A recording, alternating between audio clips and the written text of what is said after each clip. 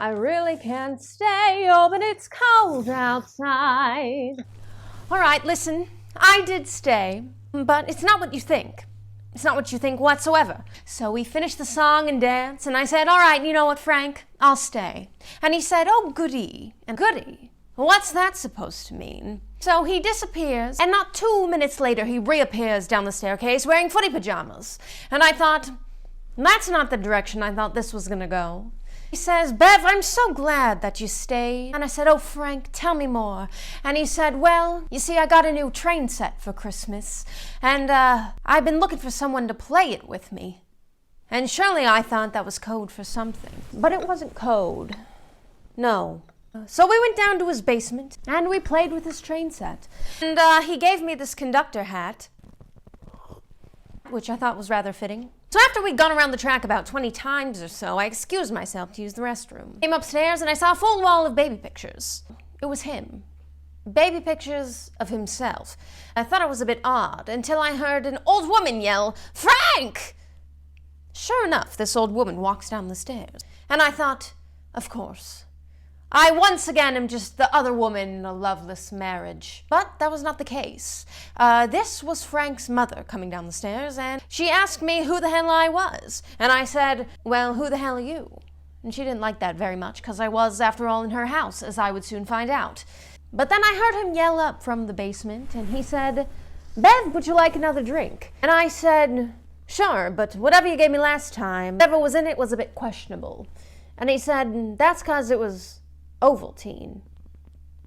Surely, when he made me this last drink to ask me to stay, I thought that, he was going to put something a little stronger in it, you know what I mean? Apparently, this man just really loves his chocolate milk. The truth is, I thought Frank lived alone. I had no idea he lived with his mother. I've only ever seen him walking up and down the street, but apparently his mother doesn't go outside because she doesn't like dogs or politics. But really, the only time Frank leaves the house is when he goes to get an ice cream. He goes and sits in the park. He told me once that his scoop fell off the cone and he cried for 2 hours. Not the type of man I'd like to be seen with, if you ask me. But then he showed me that he had gotten me a pair of footy pajamas. I had no idea how he could have sewn me a pair that quick, as I just stopped over that evening to drop off a fruitcake. So I put on the footy pajamas and he says, Bev, can I brush your hair? I mean, that's rather weird, don't you think? But I let him do it because I needed to let my hair down. It's been a long time since I had some relief. But it was rather nice as we sat there. The train running around the tracks, Frank brushing my hair, me admiring the tree.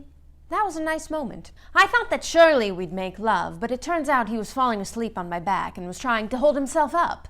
And while I was expecting to go back upstairs with him, he instead pulled a sleeping bag out of the cellar and unrolled it for me. Interesting. And as I tucked myself into the sleeping bag on Christmas night, I thought, Bev, what the hell are you doing with your life? You come over here to drop off a fruitcake for a stranger, and what's happening to you? You're in a sleeping bag in a grown man's basement next to a train set. In the morning, I was woken up by a bagpipe. It turns out Frank is a novice instrumentalist.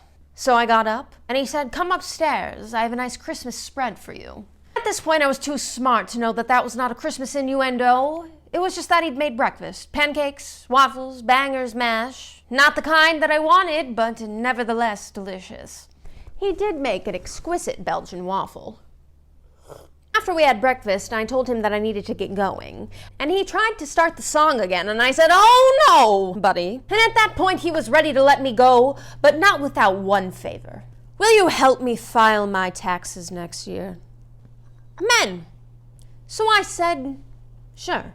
All I can say is that if a man asks you to stay on Christmas night, don't.